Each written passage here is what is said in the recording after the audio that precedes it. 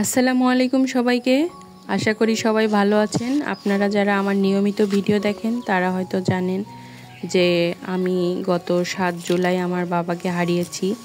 তিনি আর আমাদের মাঝে নেই, আল্লাহর কাছে চলে গেছেন আমাদেরকে একা করে।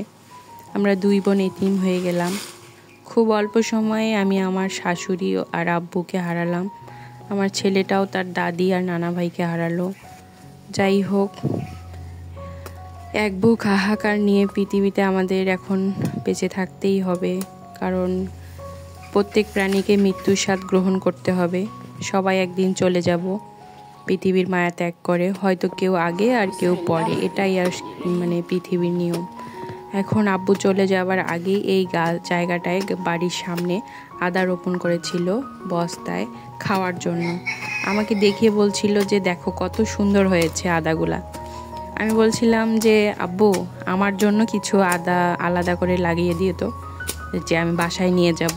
আব্বু বলছিল যে এইগুলো থেকেই নিও, এটাই আসলে বাবার দায়িত্ব, যে আলাদা করে কেন লাগাইতে হবে আদা, তুমি এখান থেকেই নিয়ে যেও।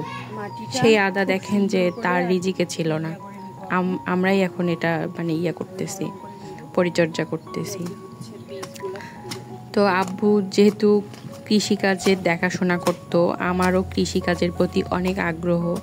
এই কাজগুলো আমার ছোট থেকেই ভিতর থেকে অনেক বেশি আগ্রহ এই কাজগুলোর উপর। এত পড়াশোনা হয়তো করেছি, তারপরেও যখন আমি এই কাজগুলো করি আমার ভিতর থেকে কেন জানি মাটির প্রতি অনেক ভালোবাসা জন্মে গেছে। আমার মাটির সাথে অনেক নিবিড় মনে হচ্ছে যে এই মাটি এবং গাছ এগুলোই সব থেকে আপন। ভালোবেসে না কোনো কাজ করলে সেটা বড় হোক আর ছোট হোক, কোনো কাজই ছোট হয় না। আব্বুকে আর কখনো ছুঁয়ে দেখতে পারবো না, কিন্তু মনে হচ্ছে যে আব্বু এই জায়গাটায় দাঁড়িয়েছিল, এই জায়গাটায় বসেছিল। দোয়া করি সবার বাবা মা যেন সুস্থ থাকুক। আমাদের জন্য আপনারা দোয়া করবেন সবাই। আজকে এই জায়গাটায় আমি কিছু সবজি চাষ করব বলে ভেবে রংপুর থেকে আমাদের শহর থেকে বীজ নিয়ে আসছি। আর এত ছোট জায়গা, তাই ভাবলাম যে নিজেই কাজটা করে ফেলি। আমি তাই ইউটিউবে দেখে দেখে কাজটা শুরু করলাম।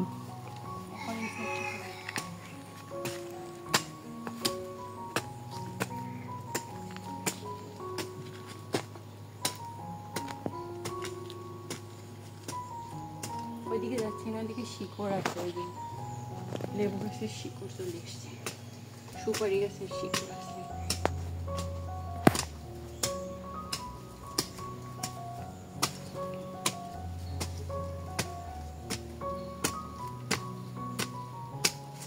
শক্ত মাটিটা করতে অনেক কষ্ট হচ্ছে, শক্ত জমি, ওই দিকটা নরম ছিল।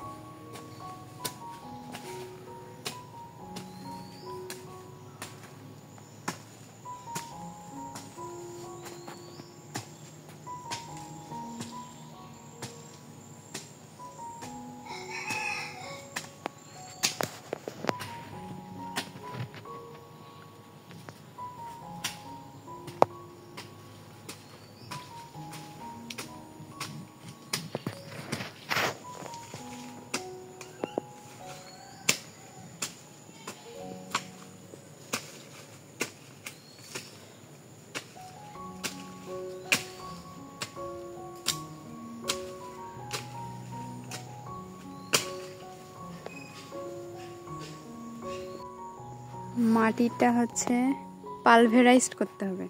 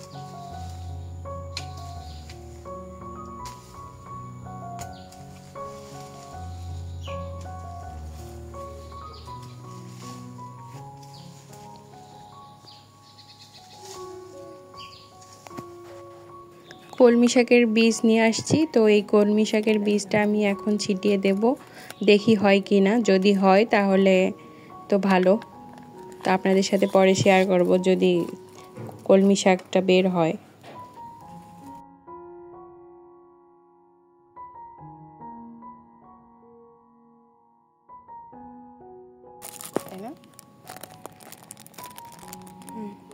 ঢালো।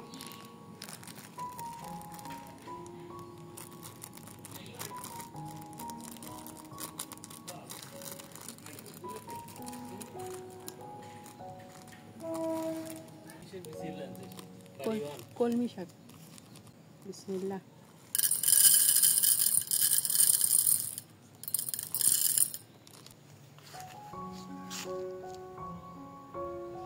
কলমি শাকের বীজ এমন